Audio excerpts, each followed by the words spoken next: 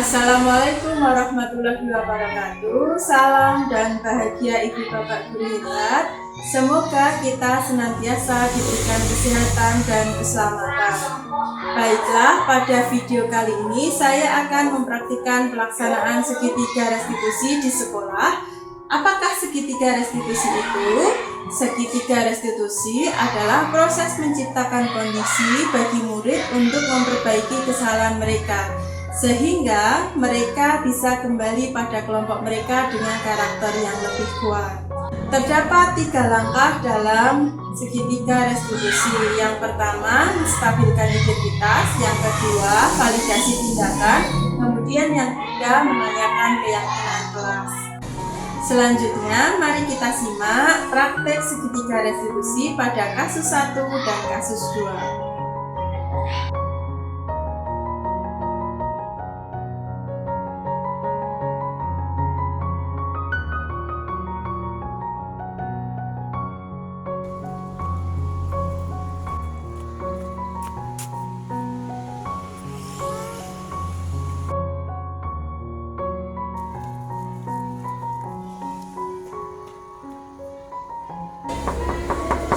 Selamat pagi, Bu. Selamat pagi, Bu. Maaf terlambat. Selamat pagi Mbak Ines, silakan masuk.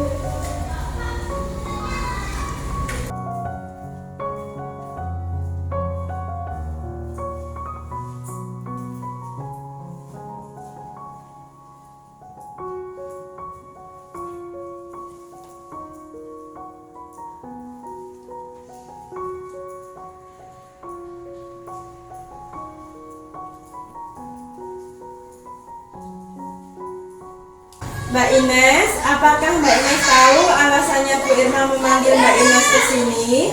Iya, Bu, saya tahu karena tadi pagi saya datang terlambat.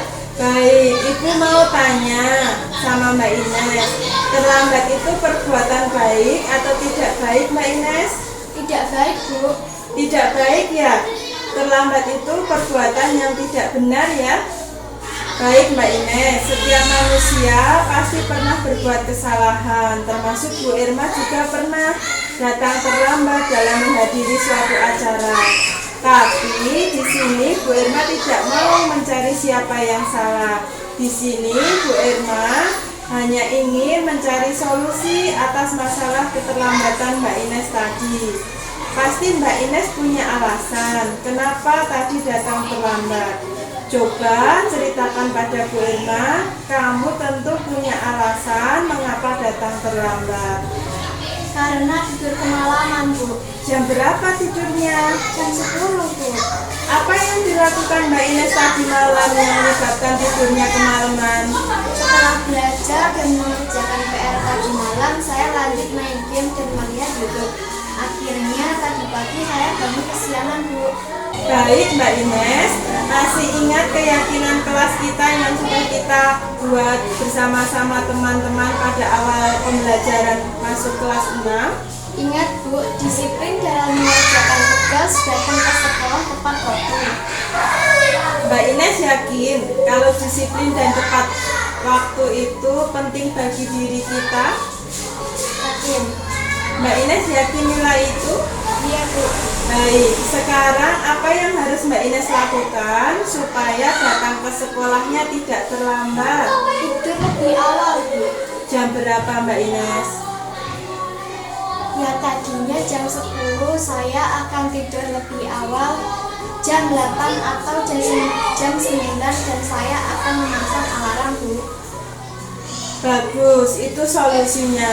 Kapan Mbak Ines akan mulai lakukan? Mulai nanti malam, Bu.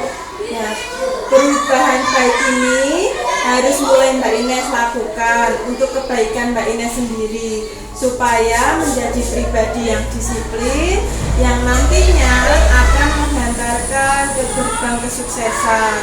Terima kasih Mbak Ines. Silahkan kembali ke kelas dan beristirahat bersama teman-temannya ya. Baik, Bu.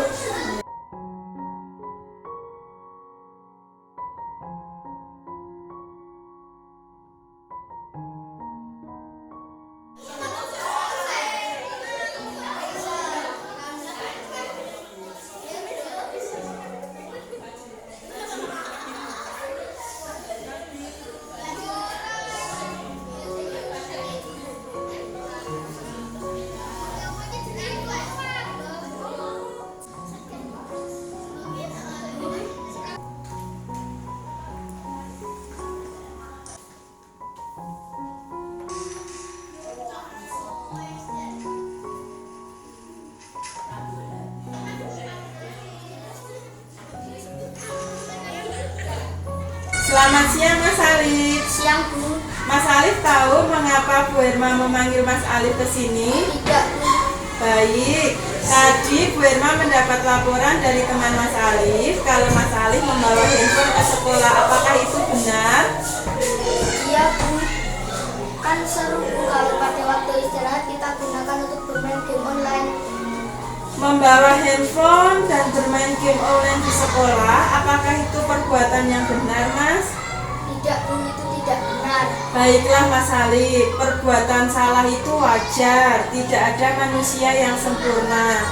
Tapi di sini Bu Irma tidak mau mencari siapa yang salah. Di sini Bu Irma ingin mencari solusi atas masalah membawa handphone tadi. Pasti Mas Alif punya alasan kenapa hari ini membawa handphone. Coba ceritakan pada Bu Irma. Kamu tentu pasti punya alasan kenapa melakukan itu.